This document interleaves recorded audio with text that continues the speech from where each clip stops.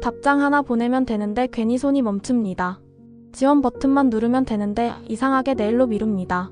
한마디만 하면 되는데 결국 입을 닫습니다. 능력이 없어서가 아닙니다. 준비가 안 돼서도 아닙니다. 그런데 이상하게도 생각이 많은 사람일수록 더 자주 타이밍을 놓칩니다. 왜 그럴까요? 스스로를 신중한 사람이라고 생각하는 분들이 있습니다. 결정 전에 한 번 더 따져보고 충분히 검토한 뒤에 움직이고 준비가 됐다고 느낄 때 시작하는 사랑. 나쁜 태도가 아닙니다. 오히려 좋은 태도처럼 들리기도 하죠. 그런데 신중한 사람일수록 이상하게도 중요한 순간에 더 오래 멈추는 경우가 있습니다. 해야 할 말을 삼키고 시작할 수 있는 순간을 흘려보내고 준비가 다 됐는데도 마지막 한 발을 못 내딛습니다. 정말 신중해서 멈추는 걸까요? 아니면 다른 이유가 있는 걸까요? 생각이 많은 사람들은 흔히 이런 말을 듣습니다. 우유부단하다, 결단력이 없다, 실행력이 약하다. 그런데 실제로 보면 반대인 경우가 훨씬 많습니다. 책임감이 지나치게 크고 실수가 가져올 파장을 너무 잘 알고 있고 타인의 시선에도 예민하게 반응합니다. 문제는 생각 자체가 아닙니다. 생각이 어느 순간부터 행동을 돕는 도구가 아니라 행동을 막는 벽이 되어버렸다는 게 문제입니다. 예를 들어 이런 순간입니다. 마음에 드는 사람에게 메시지를 보내려다 문장을 10번 고치고 결국 지웁니다.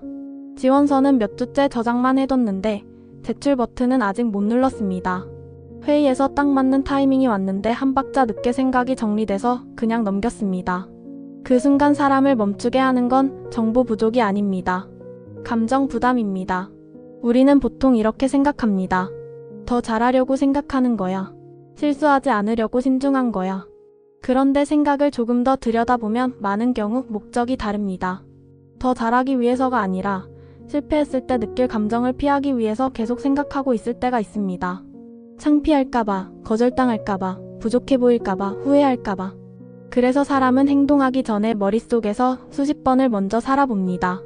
그러다 에너지가 다 빠지고 나면 결국 아무것도 안 하게 됩니다. 멈추는 이유가 게으름이 아닐 수 있습니다. 자신을 지키려는 방어에 가까울 수 있습니다. 생각이 많은 사람들이 자주 하는 말이 있습니다. 조금만 더 준비하고 시작할게요. 확신이 생기면 움직일게요. 겉으로 보면 성실해 보입니다. 그런데 그 안에는 이런 마음이 숨어 있을 때가 있습니다. 지금의 나는 아직 부족하다. 부족한 모습을 보이고 싶지 않다. 완벽주의는 더 잘하고 싶어서 생기기도 하지만 많은 경우 부족한 나를 들키고 싶지 않은 마음에서 시작됩니다. 완벽주의는 준비가 아니라 지연일 때가 많습니다. 기회를 자주 놓치는 사람들은 능력이 부족해서가 아니라 결정하기도 전에 이미 지쳐버리는 경우가 더 많습니다. 이 선택이 맞는 건지, 저걸 선택하면 어떻게 되는 건지, 실패하면 어떡하지, 더 좋은 선택을 내가 놓치는 건 아닌지 계속 머릿속으로 돌려봅니다. 몸은 아직 아무것도 안 했는데 마음은 이미 수십 가지 시나리오를 다 살아버린 상태가 됩니다. 그래서 결국 다음에 하지 뭐, 좀 더 생각해보자, 이렇게 자연스럽게 물러나게 됩니다. 생각이 많은 사람은 선택 전에 이미 지칩니다. 멈춘 게 아니라 지쳐서 내려앉은 겁니다. 사람을 붙잡는 건 현재의 상황만이 아닐 때가 있습니다. 오래된 믿음이 지금의 선택에 계속 끼어들기도 합니다. 나는 실수하면 안 된다. 잘해야 인정받는다. 부족한 모습은 보이면 안 된다. 거절당하면 내 가치가 흔들린다. 확신이 없으면 움직이면 안 된다. 이 믿음들은 신중함처럼 보입니다. 조심스럽고 책임감 있는 태도처럼 느껴지기도 합니다. 그런데 사람은 모르는 걸 피하는 게 아닙니다. 무너지는 감정을 피하려고 멈추는 겁니다. 그 믿음들이 너무 강해지면 삶의 범위가 조금씩 좁아집니다. 할 수 있는 일이 줄고 보여줄 수 있는 것이 줄고 시도해볼 수 있는 것도 줄어듭니다. 당신이 놓친 건 기회가 아니라 다치지 않으려던 오래된 습관일 수 있습니다.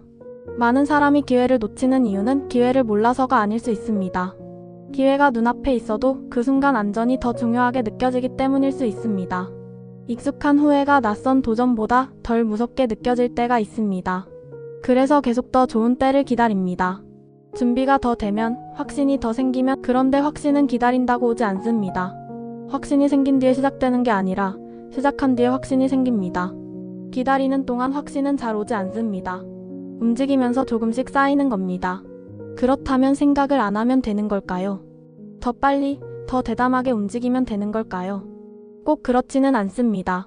문제는 생각이 아니라 생각을 다 믿는 태도입니다. 생각이 올라올 때마다 그걸 다 해결해야 움직일 수 있다고 믿는 순간 사람은 계속 그 자리에 머물게 됩니다.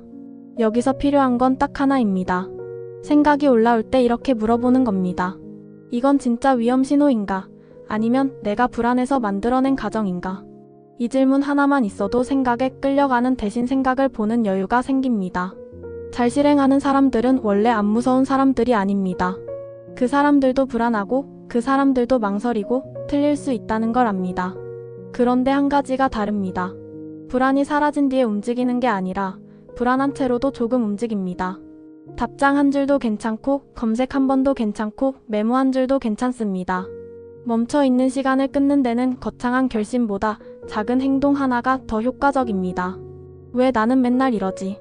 왜 나는 결정을 못하지? 이렇게 자책하는 분들이 있습니다. 그런데 어쩌면 이렇게 볼 수도 있습니다. 당신이 나약해서 멈춘 게 아닐 수 있습니다. 다치지 않으려고 너무 오래 자신을 먼저 지켜온 것일 수 있습니다. 그러니 지금 필요한 건 더 심하게 스스로를 몰아붙이는 게 아닐 수 있습니다. 조금 덜 무서워도 되는 방향으로, 조금 더 나를 믿는 방향으로 한 발씩 움직여보는 것.